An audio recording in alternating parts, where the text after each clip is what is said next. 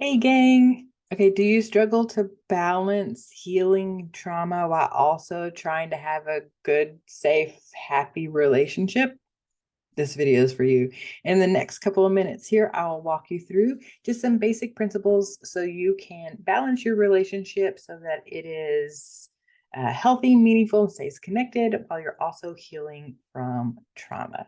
So let's start off by discussing how this kind of manifests itself in your relationship. So when you go through trauma, oftentimes what women experience in their relationships is a high degree of insecurities, right? Like, do you find yourself automatically questioning, doubting, or just being overall like a detective in your relationship, like interpreting your partner's responses or lack of responses, or just everything that they do, their movements, everything, right? Like sometimes, especially as women and who've been through trauma, and my dog's going to join us today. They tend to like be over hyper vigilant inside the context of their relationship, and it is all because they feel insecurities that were born as a result of a traumatic event in the first place. And so it's really important, right? These are being insecure in your relationship, and in your relationship there's like this heightened sense of awareness and hypervigilance, and just like your past is like mirrored, and so many things are happening in the context of a relationship that if you have trauma that are in your past that you are now in a relationship will be like highlighted with a giant big yellow highlighter. So if you're in a relationship and you're struggling to feel safe and secure, or if you know that you feel insecure, then most likely you have some trauma in your history, and it's going to be important for you to start to manage your own experience within the context of your relationship. Because usually what happens is we then project that onto our partner. And I see these questions all the time on Facebook, like, why are relationships ending these days? And, everybody goes in there and has all kinds of answers. But ultimately, like, as a whole, we have a lot of trauma, and everybody's bringing that into relationships in an unhealed way, and then we project that onto their partner, and that's just not sustainable. Let's just face it. All right, so I got my notes here. Okay, so we're going to work on creating a supportive healing environment. I know I just kind of jumped into that. I'm super excited about this, like talking about relationships and women in relationship, especially independent women who want healthy, thriving relationships. I just like super excited. So let me back up for just a second here. I know you want to heal your own trauma.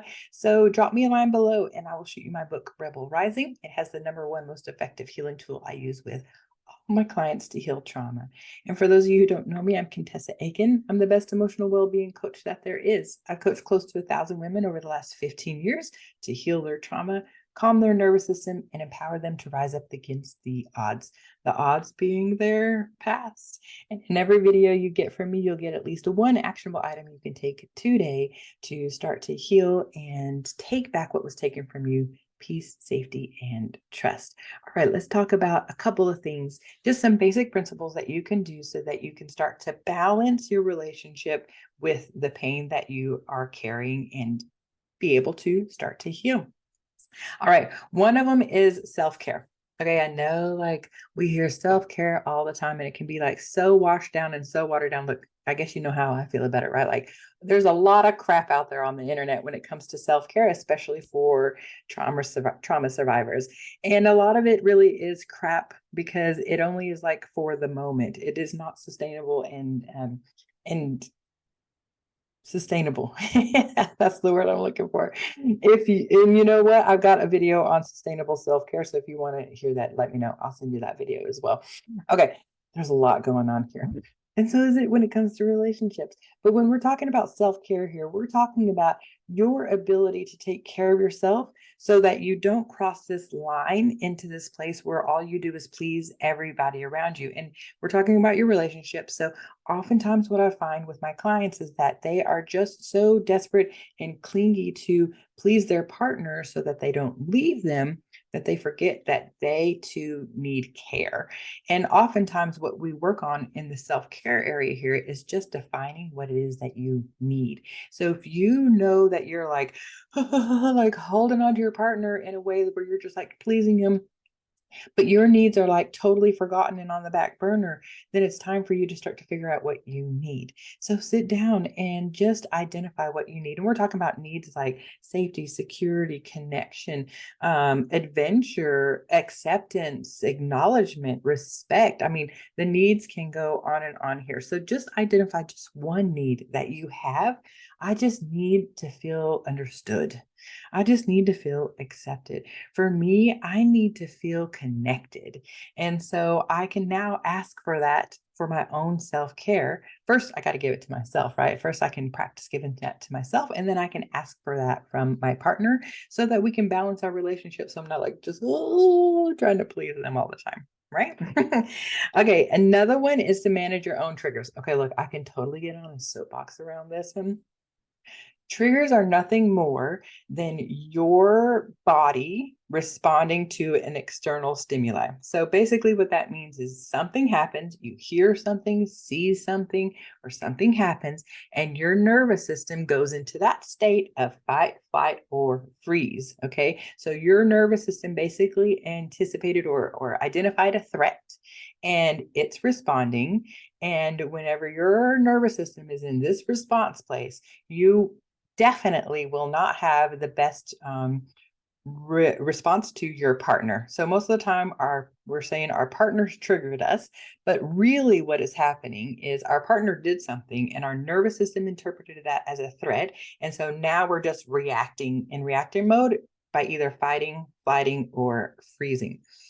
Oftentimes I see this come up in relationships whenever we are arguing against each other and we're just trying to be right, but nobody's really hearing anybody.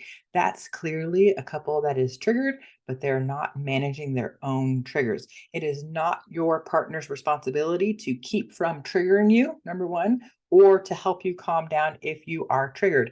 That is your job.